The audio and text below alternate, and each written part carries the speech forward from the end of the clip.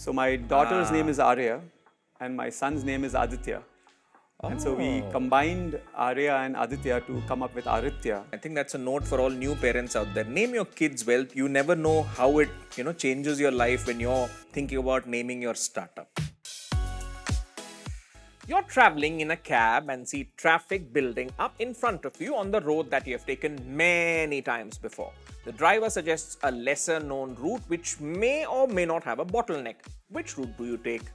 The allegorical reference to traffic jams is also an homage to the crossroads facing those with significant experience in the corporate world, trying to ignore that tiny voice inside their head saying, maybe it's time to start my own company. Well, if you've seen the show Pictures, you might remember an epic line. तू beer है, एक बार बोतल से बाहर आ गया तो फिर किसी भी ग्लास में जा सकता है.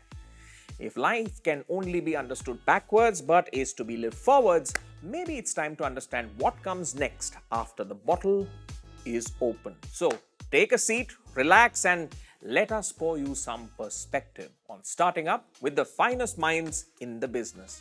Welcome to Crafting Bharat, a startup guide powered by AWS.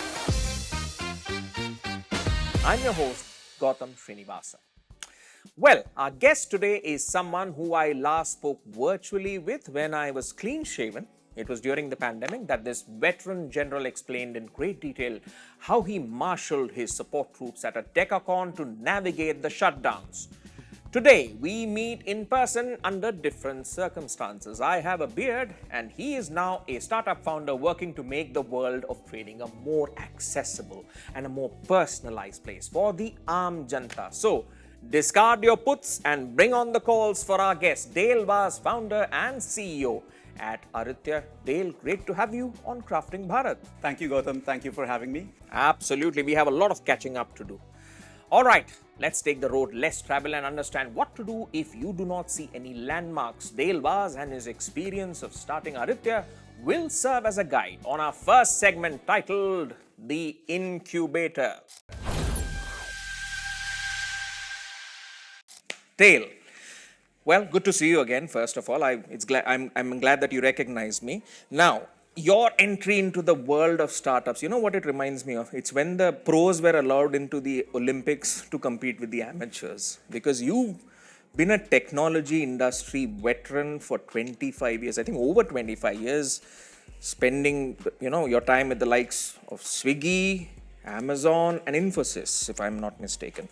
What was going through your mind, when you were putting in your papers around, I think this time last year, as the CTO of a reclaimed Decacon to lead a startup of your own? And the second part of this question, what led you to that name Aaritya?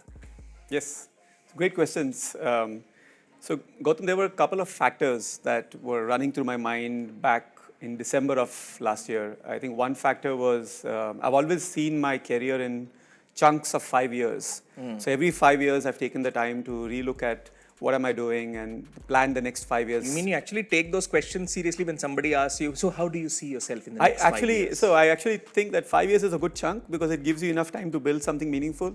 At the same time, it's a good enough chunk where you can then think of the next 5 years as a certain plan, right? And so I was coming up on 5 years at Swiggy, and one option always was to continue on, which is a great option.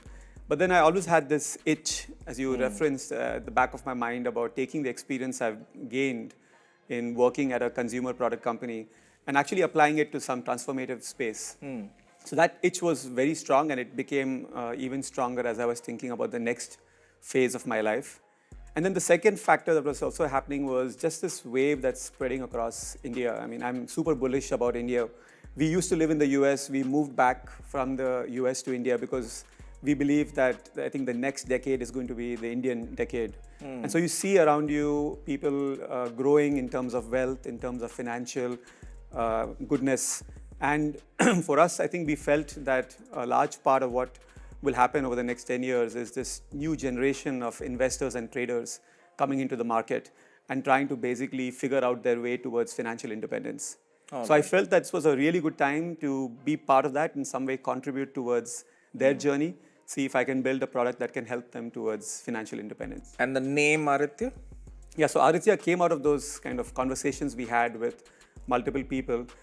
From a name perspective, it's actually a funny story because I was sitting with my CA and we were trying to name the company on the MCA website. Oh, that's a fun experience. That is, and interestingly, it seems like every possible name has been taken. So we went into names which were in English, Sanskrit, some Not names, Princess Consuela Banana Hammock Corporation.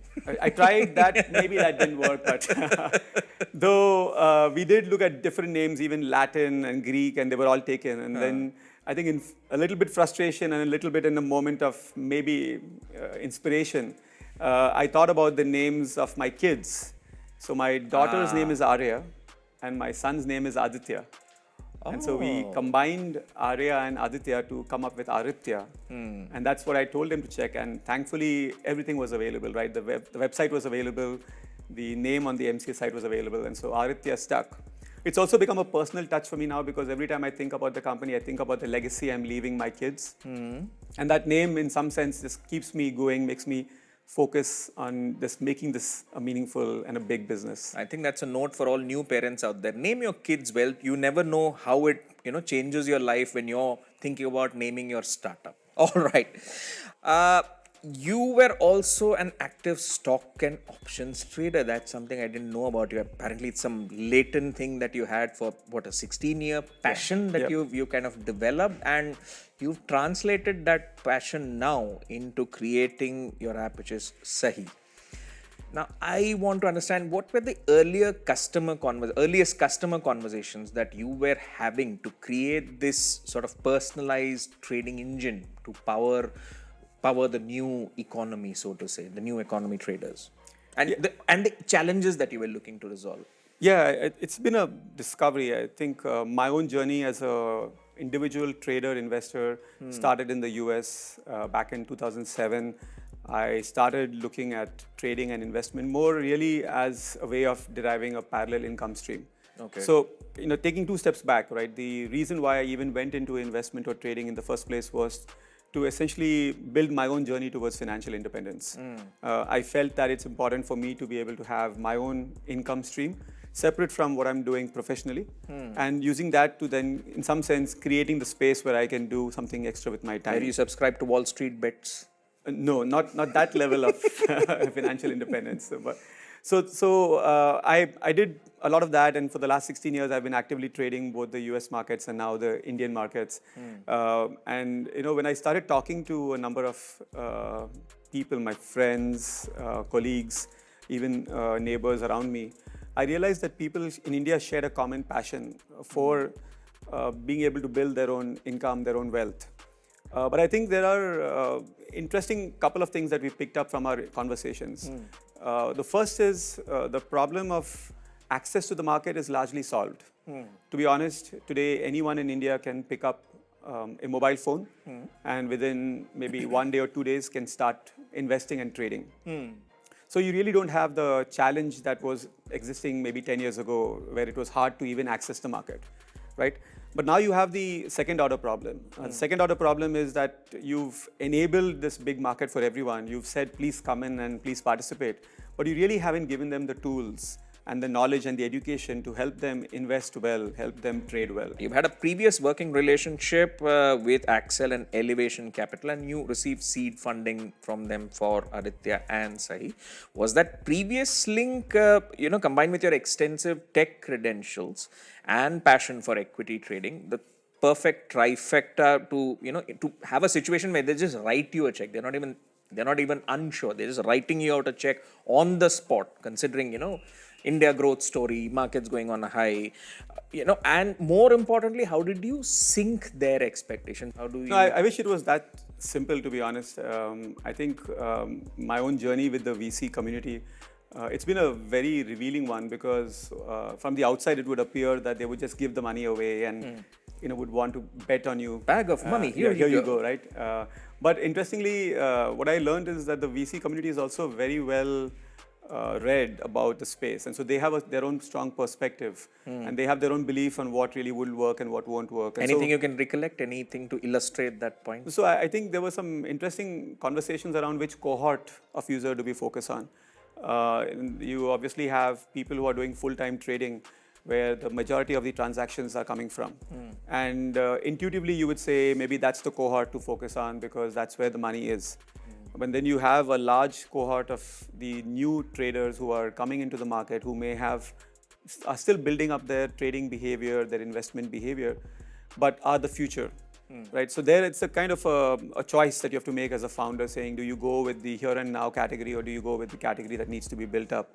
And I think with investors and VCs, you see that long-term mindset come into play, where they're ready to see this as a journey, where maybe it'll take 7 years for the category to get built up, but we're okay with you being there as long as there's conviction and as long as there is execution towards that goal.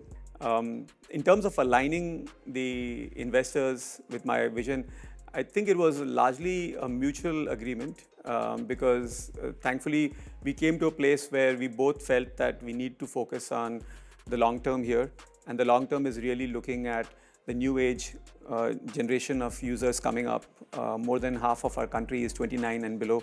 And so how do we target their needs and how do we make sure they're building for that new category? All right. And so that's where we are also going to be. So basically the fact that, when you talk about customer cohorts and so what, both of you agree that it's a short-term consideration that we're looking at. We have to look at the long-term play to attract the new generation, next generation of traders, and then we'll solve these problems along the way. All right, let's talk about scale now, because I want to understand how you are planning to deal with scale if a flood of users come in. And I ask this because since 2023, in that period the bull run started, I think around 150 million plus new demat accounts have been added. So that gives you the idea of the interest that people have found when it comes to investing in the market. So handling scale, one, and considering your vast experience with Amazon, how do you think AWS can be an effective partner to help you scale up? Any notes from your side?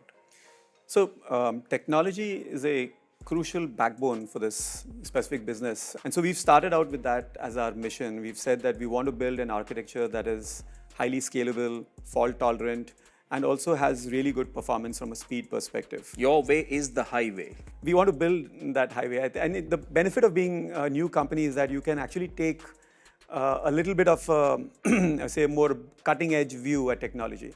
Right? While other brokers may have a certain existing legacy to deal with, we can take choices that can be more suited for the future growth of this industry. But like I said, you're like a 3-star Michelin star chef who started his own restaurant, right? And you work with the big boys, you have that experience in terms of scale, especially considering your previous experience with Amazon.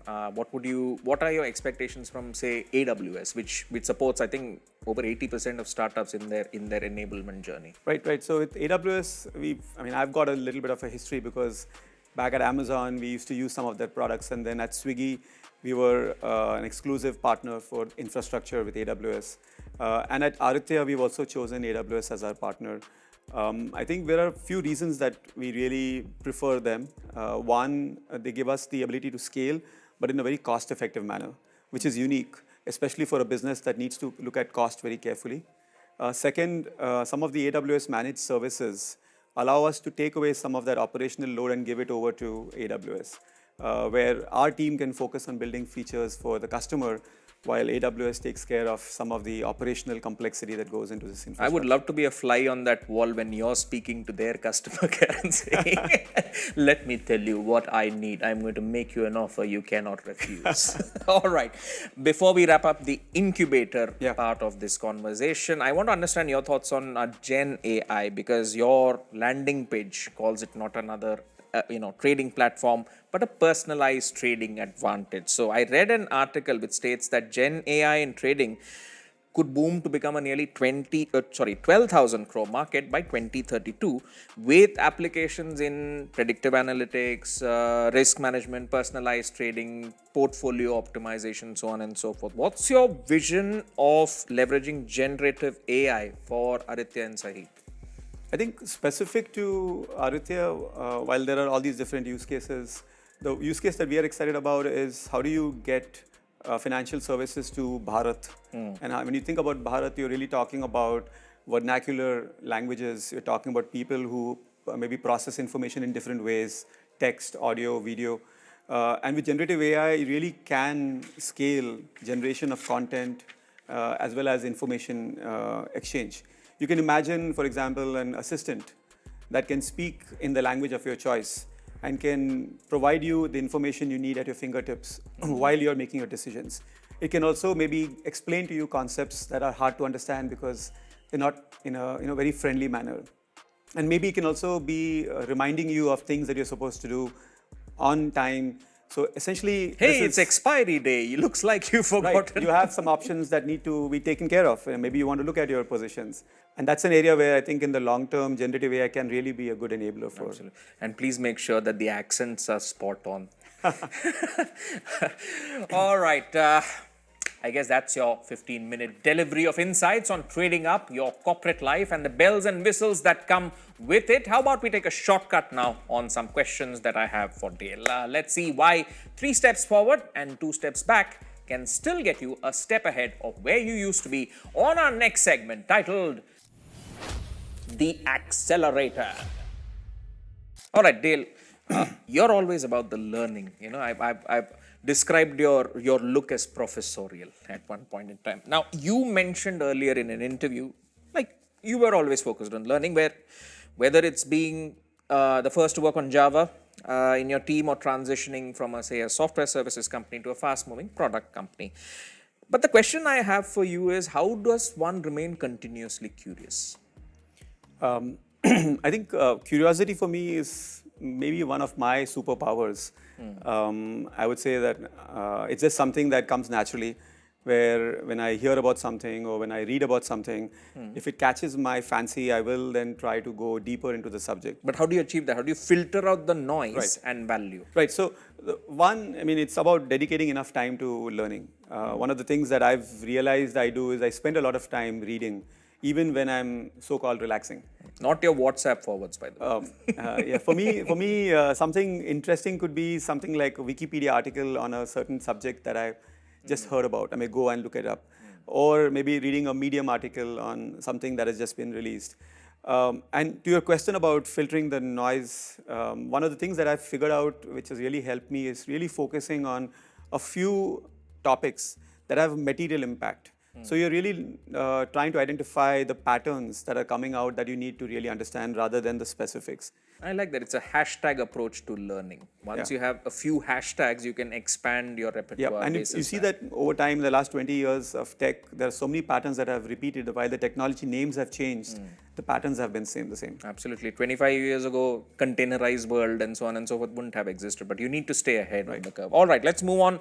You started as an individual contributor at Amazon, then you led a team of 5, and by the end of your tenure, you were, I think, leading 600. So what's the biggest lesson that you learned in managing a large team and running a project smoothly? Lots of lessons, lots of mistakes. I'm going to press the buzzer if there are lots of lessons, but maybe 2 or 3. Right, lots of lessons and lots of mistakes along the way. But I think at the end of the day, it comes down to a few key things that I will summarize. One is alignment, second is autonomy, and the third is accountability. When I say alignment, I think the first thing that you really need to do as a leader is spend time giving clarity to your team about what needs to be done. And it's like telling the team that this is the goal. We need to hit the goal. We need to put that ball in the goal. And that clarity is something that is actually not easy to deliver. You have to spend a lot of time in alignment. The second is autonomy. When you hire smart people, it's very important to give them the space to be able to work independently and trust that they can deliver. And we've seen this, that when you give smart people that autonomy, they're able to step up and take on those challenges, right? And the third thing, which I think is the piece that many people stumble with, is actually the accountability. Because a lot of times it's very easy to say, I've hired somebody smart and I'm going to give them that, and then hands off. I'll give you all the freedom you want. I'll just be hands-on in what you do. But really, if you have accountability is about defining clear goals and clear metrics that allow people to then measure success. So if I'm working on something and I have a clarity on what the goal is and I have a good way of being able to measure success, you largely find that teams can be self-directed.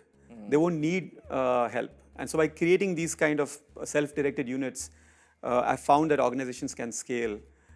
In fact, at Swiggy, the team that we had was about 1,400 at peak. Oh, wow. And we were able to effectively work across different goals in parallel. Nice. Alignment, Autonomy and accountability, the AAA of leading a large team. All right, relationship with venture capitalists, how do you improve it? A lot of potential startup founders are watching. Any tips that you give? For me, it's very early. And I've just. I mean, not the obvious ones like don't sneeze on their face. and don't be rude. And don't be rude. But I think for me, it's very early. I've just been doing this for a year now. But I think one of the things that has worked for me so far is being really transparent. For example, we have a WhatsApp group where the key investors and me are on that group. And we just share information in real time. Could be information about the progress that the team is making, information about the challenges that we have, or even in some cases, some things Some memes as well? Sometimes it could also be some forwards, some interesting forwards, funny forwards. Okay. It's a lot of banter. But I feel that really demystifies the VC-ness and brings them to a place where they are really helping you out. And as partners, we're then trying to solve problems together. You're keeping it real with your investors. Yeah. All right, your view, since you're tech leader for over 25 years, on the tech debt, dealing with tech debt, because for a lot of the startups that are scaling up cut and paste solutions, oh boy, that builds up, especially when you're hyper scaling suddenly and you're like, it's like a plumber trying to figure out what pipes do I fix because everything seems broken. So how do you deal with it? So I had this model that I've used, which has kind of helped me. I see debt as actually two different types. If you think about a human, there is credit card debt and then there is home loan debt. And frankly, credit card debt is very bad because that has a very high rate of interest. But then home loan debt may actually be a good thing. It allows you to buy a home. It allows you to live a good life while paying off that debt in a small amount every month. Similarly, in tech, I think there are some mistakes that you can make that can be the short-term mistakes that are actually going to be very expensive to fix. And then there are some debt that you can take, which is like a home loan, where you may consciously take that debt. But it's not too bad to have it around because speed does matter. You don't want to move quickly. You don't want to build perfection. So from that perspective, as a leader, being able to balance, saying when are you taking conscious debt, which you can pay off over time, versus when are you taking some kind of poor decision that can actually lead to big pain. That's where, as a leader, if you're able to make those conscious calls, I think you can balance between debt and speed of execution. All right. Now, they say that, if you torture data long enough, you can make it say anything. So the final question on Accelerator, which is how do you overcome the confirmation bias when using data to make decisions for growing the business? I mean, it's very simple. You've got to surround yourself by people who are comfortable speaking their mind to you. Even at Aaritya, the team that we've put together, I think the team is a really good team because there are people who, despite levels and hierarchies, will be comfortable voicing their opinion, right? And so it's like the cast of The Office. Yes, and so one is an internal voice where you have somebody like a devil's advocate who's almost there to point out flaws in your plan. And that in Swiggy we had an official role called devil's advocate, where during every review there'd be one person who'd be designated to be able to provide that negative perspective and just keep you honest on what you're doing. That's always good. Always look out for trolling, but tomorrow you might actually advance yourself basis the negative inputs to convert it into a positive input. That's the equation of success, and that's your 5-minute toll-free route on navigating the potholes of a business right here on Crafting Bharat, a startup guide with Dale Vaz of Aaritya Technologies.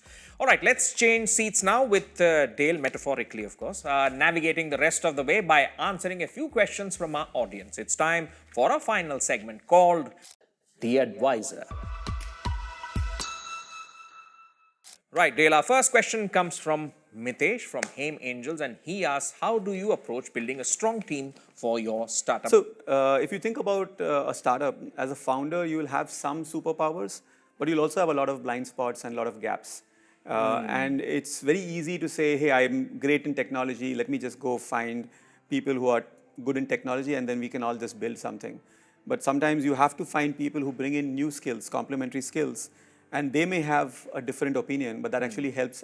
Diversity helps adding value to the team. Oh, okay. It's like a multiplayer game where you're the archer, someone else is the wizard, somebody is the magician. That's a good example, right? So you want to have all the skills, all those superpowers together. And so when you think about a startup, you really want to find people who add new insights and new inputs to the table and not really find people who sound and talk like you. For me, that's actually a very simple hack that if you focus on, I found that you can build a very strong core team, and then around them you continue to scale it with the things we've talked about. I think if we are talking cricket, this also applies to RCB. I really apologize to all the RCB fans. The fact that somebody would be saying, get more bowlers. We have enough batsmen, get more bowlers. All right. Our second question comes from Kedar Dave, Shuru Up Ventures, and he would like to know about any new initiatives that you have taken up recently or an upcoming launch schedule. I know you told us not to peek behind the curtain, but at least give us an invitation of some sort. Give us an idea of what the invitation card is going to look like. Absolutely, absolutely. So we are right now doing two things. One is we've in the process of applying for our license, and that goes through a regulatory check. So that's an independent process. And then separately on the side, we have also got our product ready, where we've started to just get usability feedback from a select set of people. Basically. It's an early beta, in almost like a closed beta. So yes, if you look at my LinkedIn profile, there are links to sites where you can actually sign up to get an early preview and maybe even become part of the usability test. Our goal is to hopefully launch the app sometime in summer, assuming that we get all the licenses and the regulatory sign-offs before that. So they put out a movie promo coming up in summer, a trading platform that could change your life. And I said summer because I didn't want to give a specific month, just because we know that's what movies also do. We can't commit. We don't know when we'll release this movie, but say summer so that... Hopefully, yeah. And judging by the heat we see across all cities, I think we sometimes forget that summer is supposed to be limited to a few months. Yes. All right, our third and final question comes from Rahul from HT Media Ventures. Rahul asks, can you share any experiences of overcoming the imposter syndrome or self-doubt as a founder? Oh, this is a question which is going to be spicy. Yeah, so thanks, Rahul, for that question. I think this is something where it's probably every single day you have these moments where you start to feel that are you really cut out for this job? Is this something that you're meant to do? And are you really the most qualified person? And for me, it's not one day, it's been multiple of these moments where as I've changed roles, as I've moved companies, in some cases even moved across countries, there have been moments where I've always felt that little bit of self-doubt, right? And for me, I think imposter syndrome is something that I've learned to accept. Even with Aaritya, now that I'm entering into the financial services space, while I have a lot of technology background, there's a lot I don't know about broking and the core business. And even there, every day I'm learning new things, and I'm constantly getting surprised by things I didn't know. But I think the takeaway that I have is, at some point, it's good to embrace that fear, because that fear allows you to then focus on things that you don't know and then maybe learn and grow from that. Really, imposter syndrome is basically telling you that there is something that you can pick up, that once you do, it becomes a new superpower, new skill set. There was a commercial which said this, Dar ke aage jeet hai. If you can sell that, you can sell this. All right, that brings us to the end of this episode of Crafting Bharat, a startup guide powered by AWS. This podcast is an initiative of NewsReach. Dale, thank you so much for joining us and, of course, sharing your vast experience to our startup founders. Thank you so much. Thank you for having me, Gautam. And if you want to get a preview of what a next-gen trading platform can do for the individual trader, do check out Dale's website at Aaritya.